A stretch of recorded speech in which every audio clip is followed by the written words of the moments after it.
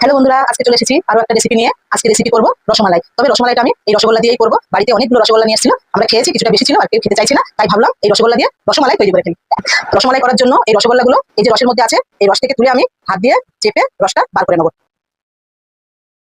সবগুলো রস আমি চেপে বার করে নিয়েছি। এখন এর মধ্যে পানি দিয়ে দেবো। আরো একবার ভালো করে চেপে চেপে এই যে পানিটা এর মধ্যে ঢুকছে সেটা আমি বার করে নেবো, যাতে একটু রসের মধ্যে না থাকে। এই দেখো বন্ধুরা, সব মিষ্টিগুলো আমি পরিষ্কার করে ধুয়ে নিয়েছি পানি দিয়ে। তোমাদের একটু চেপে দেখাই, যে মধ্যে দিয়ে একটু আর পানি বার হচ্ছে না। ঠিক এইভাবে হাত দিয়ে চেপে চেপে শুকনো করে পানি বার করে নিতে হবে। এখন আমি এটা সরিয়ে রাখবো, রেখে দিয়ে আমি দুধটা জাল করে নেবো। রসমালাই করার জন্য আমি এই লিকুইড দুধ নিয়ে নিয়েছি, বড় কাঁচের বাটির এক বাটি দুধ নিয়েছি। আর যে উপকরণগুলো লাগবে সেগুলো আমি এই যে এইসব প্লেটে আমি সাজিয়ে নিয়েছি। এই দেখো, এখন আমি কড়াইটা বসিয়ে দেবো, কড়াইতে দুধগুলো দিয়ে দেবো। যতক্ষণ না ফুটে ওঠে একটু অপেক্ষা করবো। দুধটা গরম হয়ে গেছে, এই দেখো কত সুন্দর উপরে একটা সর পড়ে গেছে। এই দেখো, এখন আমি নেড়ে দেবো ভালো করে। এখন দিয়ে দেবো এলাচ, 3টে এলাচ দিয়েছি। আর দিয়ে দেবো একটা তেজপাতা, আমি মাঝখান দিয়ে কেটে দেবো। দিয়ে আরো ভালো করে একটু জাল করে নেবো। দুধটা পুরো ফুটে গেছে, ভালো করে নেড়ে দিতে হবে, নইলে এই দুধের যে মালাইটা আছে সেটা এই কড়ার গায়ে লেগে যেতে পারে। এটা থেকে কিছুটা দুধ আমি বাটিতে তুলে নেবো।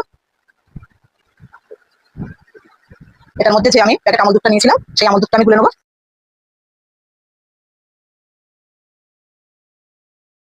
আমল দুধটা এখন কড়াইতে দিয়ে দেবো, একটু নেড়ে মিশিয়ে নেবো সবগুলো। আমি এর মধ্যে এখন মিশ্রিগুলো দিয়ে দেবো। আমি মিশ্রি নিয়েছি, কারণ মিশ্রিটা দিলে টেস্টটা খুব ভালো হয়। তোমরা চাইলে চিনিটাও দিতে পারো, আমি মিশ্রি দিয়েছি। দিয়ে একটু নেড়ে চেড়ে নেবো। এখন দিয়ে দেবো একটু কেশর কালার, দেখতে সুন্দর লাগবে।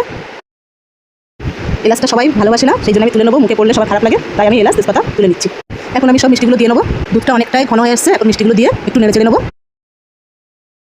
সব শেষে আমি দিয়ে দেবো একটু রেড কাউ ঘি। আমার মিষ্টিটা হয়ে গেছে, এখন আমি প্রত্যেকে কাঠবাদাম আর কাজু বাদাম দিয়ে দেবো। রসমালাইটা হয়ে গেছে, এখন আমি তুলে নেবো।